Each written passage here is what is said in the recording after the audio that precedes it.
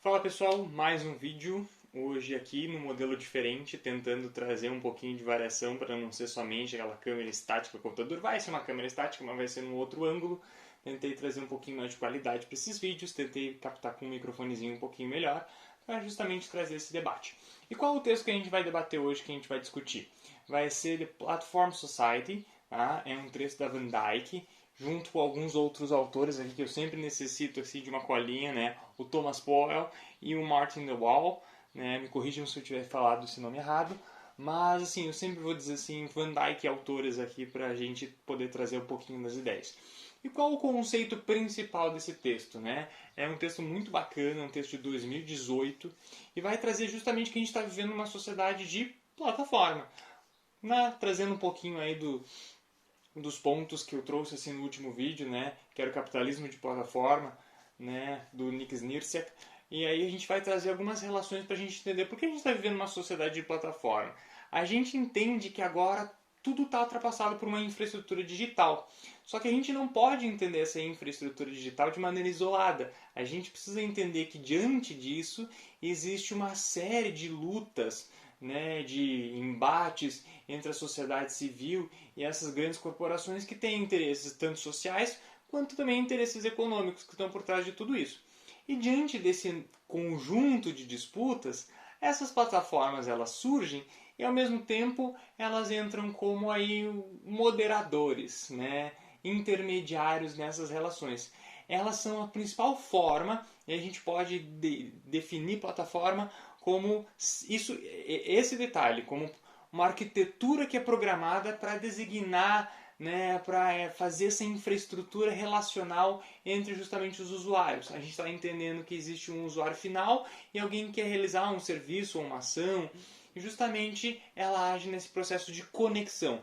E aí, dentro dessa relação, existem alguns pontos importantes para a gente debater. Que as plataformas elas têm um principal ponto, que são os dados. Justamente essa estratificação de dados que surge nessa relação entre esses usuários que estão ali deixando seus dados, dados pessoais, dados a partir da sua relação, que vem fazendo dentro daquela plataforma, localização. Então existem muitos fatores para a gente pensar sobre isso. E ao mesmo tempo, existe um ponto que é muito interessante a gente debater, que é sobre algoritmos. A gente sempre fala sobre algoritmos, a gente sempre debate, é o algoritmo da minha rede social, é o algoritmo disse isso, o algoritmo faz isso. Só que na verdade, o que é esse algoritmo de fato? Eles são, na verdade, padrões automatizados que são justamente para criar essa relação que justa transforma esses dados que vêm desse usuário em justamente um elemento de saída. Que pode ser conteúdo, serviço, publicidade. Existem várias formas desse algoritmo funcionar. Desde essa formatação de um perfil a justamente a partir disso conseguir te servir conteúdo, te servir os pontos que você mais tem interesse dentro dessa relação que você está consumindo dentro dessa plataforma digital. Né? E isso a gente vai entender através dessa relação dados, conteúdo, algoritmo, que existe um processo de plataformização. Cada vez mais as coisas são passadas por plataformas. Mas o que faz que a gente viva em uma sociedade de plataformas, justamente, né?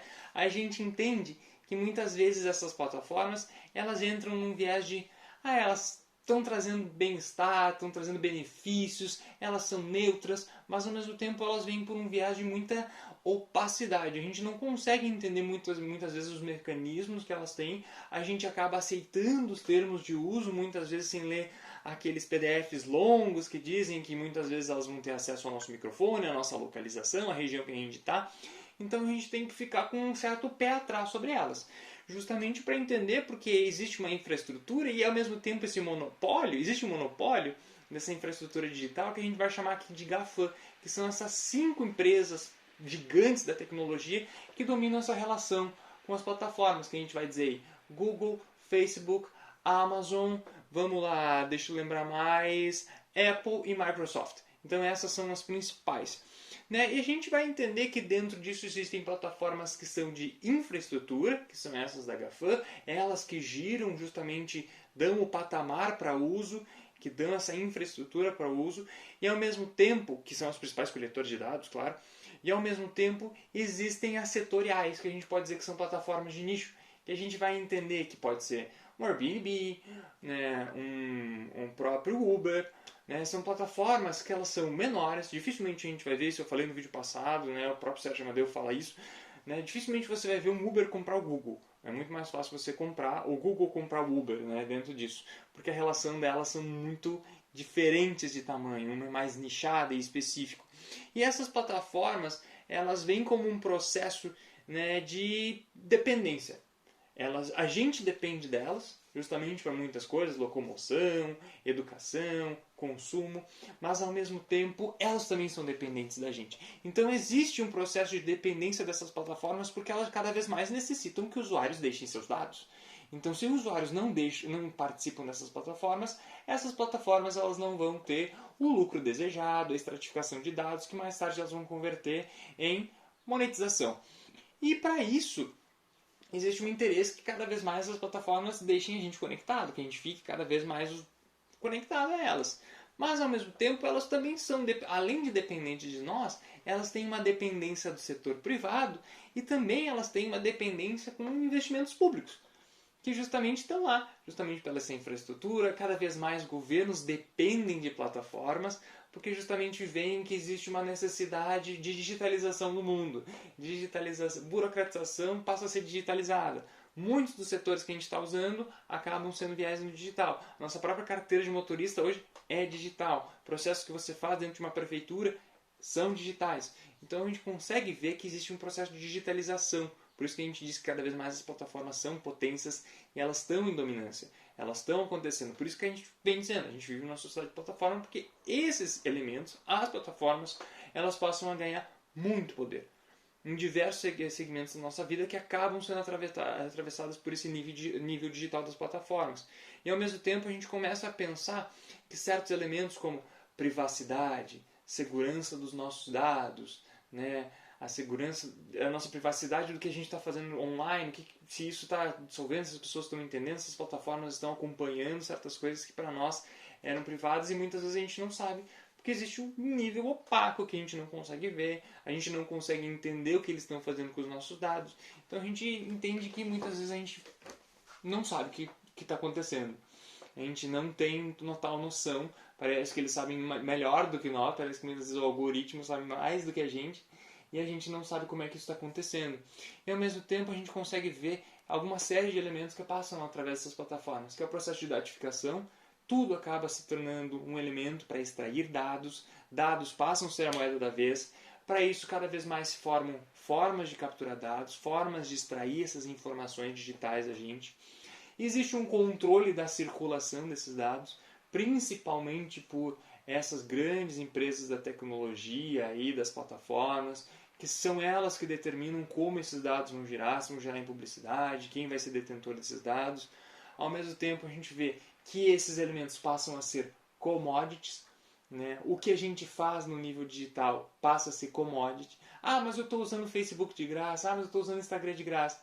Talvez porque você seja a moeda de troca. E ao mesmo tempo existe uma seleção a ponto de entender os conteúdos que vão entender, a forma de melhor manter a gente. Essa seleção é uma forma de manter a gente conectado, porque existe um algoritmo que entende a gente e vai dizer o que o Thiago gosta de assistir, o que você gosta de assistir, o tipo de conteúdo que você gosta de ver. E ao mesmo tempo, existe um processo de personalização, de entender como a gente está, como a gente é, que é personalizado para nós. Não existe um certo entendimento de uma bolha, de um grande público, mas ao mesmo tempo existe uma coisa muito pessoal. Por isso a gente brinca que muitas vezes o algoritmo sabe mais que a gente, nos conhece melhor que nós mesmos. E eles conseguem justamente lidar o que vai ser o conteúdo da vez, qual vai ser as tendências, né? Eles conseguem ditar essas lógicas de mercado e ao mesmo tempo eles moderam. Ah, mas a gente é livre para fazer o que a gente quiser, falar o que a gente quiser nas redes digitais, nas redes sociais.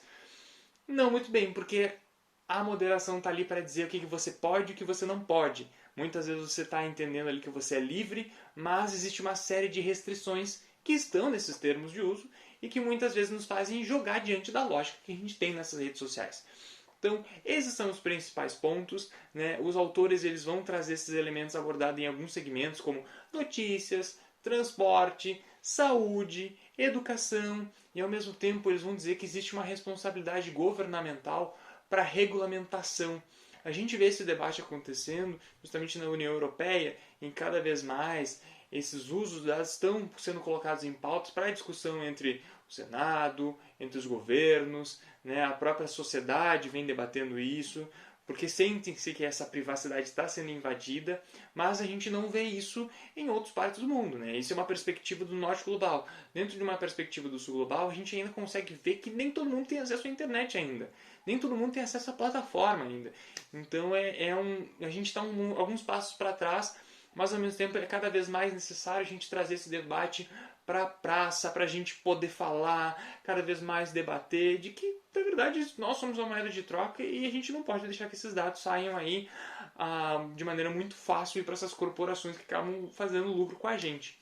Então, é um passo de muitas vezes essas governanças, justamente esses governos locais, governos estaduais, nacionais, né, possam debater sobre isso e regulamentar como é que essas empresas estão agindo e como é que os nossos dados estão agindo como moeda de troca, né? Então, tentando aqui passar de maneira resumida, isso não troca para vocês o fato da leitura. A leitura é muito prazerosa desse texto, é um texto muito bacana de se ler. Então, essa daqui é um resumo de alguns pontos que eu acho que são coisas que eu considero importantes desse texto. E espero que vocês tenham gostado desse vídeo. E aí, até semana que vem para mais um debate, mais um vídeo que a gente vai falar aí, tá bem? Até mais, pessoal. Valeu!